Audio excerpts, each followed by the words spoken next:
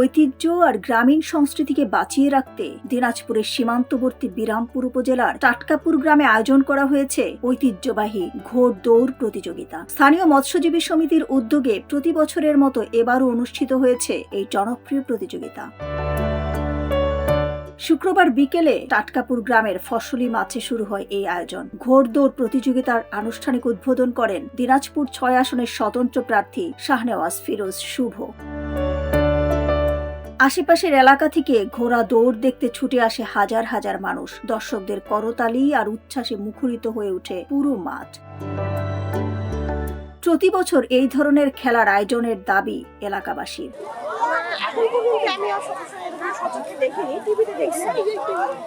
এখন দেখি তারপর অনেক উৎসাহ নিয়ে আসছি। আমি তো এখানে আসছি এবারে ফার্স্ট টাইম। অনেক প্রতি বছর এখানে খেলা হয়।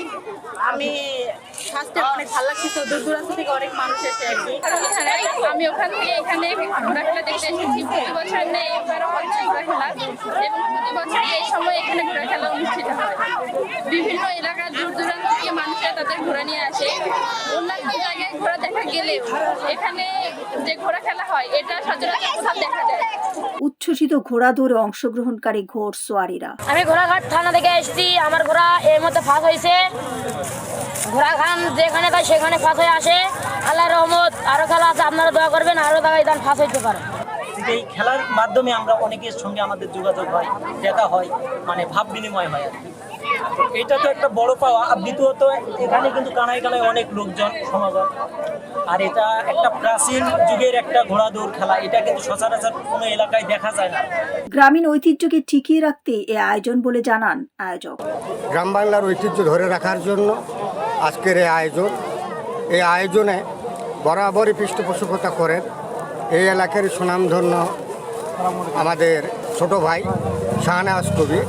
আমরা তাকে ধন্যবাদ জানাই। এরকম একটা খেলা গ্রাম বাংলার ঐতিহ্য জনগণের মাঝে তুলে ধরার জন্য, এবং আমি আশা করব প্রতি বছরই যেন এটি চালু থাকে। এই আয়োজন করতে এবং দর্শকদের খেলা দেখতে সব ধরনের সহযোগিতার আশ্বাস দেন প্রধান অতিথি শাহনেওয়াজ ফিরোজ শুভ। আজকে আমাদের গ্রাম বাংলার ঐতিহ্য ঘোড় দৌড় আজকে অনুষ্ঠিত হচ্ছে। এটা আসলে আমাদের কালের বিবর্তনে হারাই যেতে বসছে। আমাদের একটা ছোট্ট প্রয়াস, ব্যক্তিগত এবং এলাকার সহযোগিতায় আমরা এই অনুষ্ঠানটা পরিচালনা করে আসতেছি। মানুষের মধ্যে যে সম্পর্ক যোগাযোগ, এটা বন্ধুত্বপূর্ণ সম্পর্ক, সেটা সৌহার্দ্যপূর্ণ পরিবেশ তৈরি হবে, সেটা আমরা বিশ্বাস করি। গ্রাম বাংলার ঐতিহ্য আর সংস্কৃতির ধারক এই ঘোড় দৌড় আজও মানুষের মনে এনে দেয় আনন্দ আর উচ্ছ্বাস। ডেস্ক রিপোর্ট, সোনালী নিউজ।